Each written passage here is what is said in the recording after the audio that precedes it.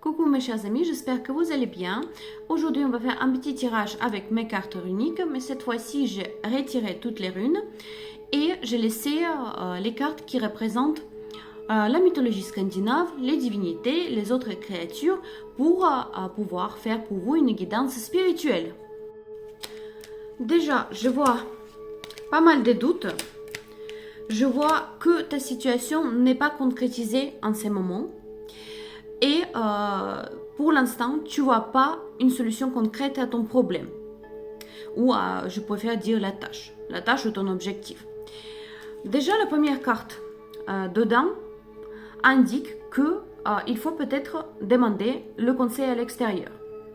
Il faut respecter le savoir-faire, les sachants, l'expérience. Il ne faut pas que tu nies ta propre responsabilité.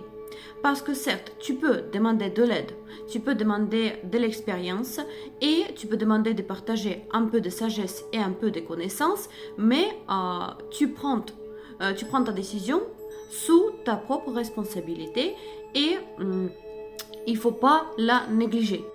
Donc déjà, prends la décision toi-même, ne te précipite pas. Parce que malgré que peut-être cette situation d'indécision et de doute te dérange un petit peu, ça devient un petit peu gênant pour toi, mais il faut faire preuve de patience. Et deuxième carte, c'est justement le vide. Il faut savoir que le vide, c'était le début de toute chose, le commencement de toute chose dans plusieurs croyances ou mythologies. Et aussi dans la mythologie scandinave, tout a commencé par un grand vide qui s'appelait Ginnungagap. Et on peut constater aussi qu'il y a plusieurs théories du chaos et de la création des mondes, donc presque toute la mythologie cosmologique. Tout a commencé par le vide et ou le chaos. Malgré que le vide pourrait te faire peur et pourrait te gêner, mais n'oublie pas qu'il existe un immense potentiel dans ta situation. Le vide, dans le sens strict, c'est une énorme possibilité en soi. Et comme je t'ai déjà dit que tout était créé à partir du vide, à partir du chaos, mais il ne faut pas oublier aussi que les choses sont en perpétuel mouvement. Donc, rien n'est statique. Donc, n'oublie pas que de nombreuses possibilités et opportunités s'ouvrent à chaque instant à nous. Il ne faut pas oublier ça, c'est vraiment très important parce que même des fois, si tu as l'impression d'être en stagnation, ce n'est pas vrai parce qu'on est toujours dans le mouvement perpétuel. Mais c'est le mouvement en avant ou en arrière.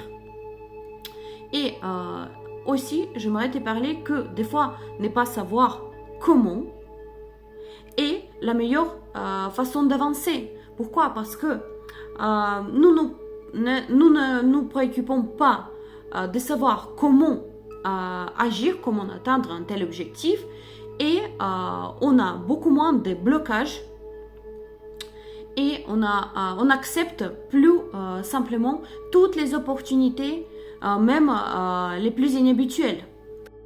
Et troisième carte, l'épée du vide. C'est un endroit sacré dans la mythologie scandinave, sous les racines de l'arbre de vie Yggdrasil, et aussi lié avec les Nornes qui tissent la destinée. Cette carte nous rappelle que la voie est, on peut changer notre destinée avec notre volonté.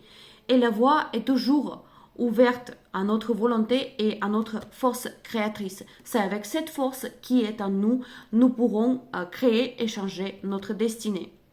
Et cette indécision ouvre et est égale à nombreuses possibilités de l'évolution de ton chemin. Et il ne faut pas le voir comme quelque chose de négatif. Il faut vraiment voir comme cet endroit sacré. Un endroit avec immense potentiel. Un endroit avec des innombrables possibilités. Et si on voit nos projets et nos tâches avec, de cette perspective, on va voir beaucoup plus de bénéfices, beaucoup plus de choses bénéfiques pour nous.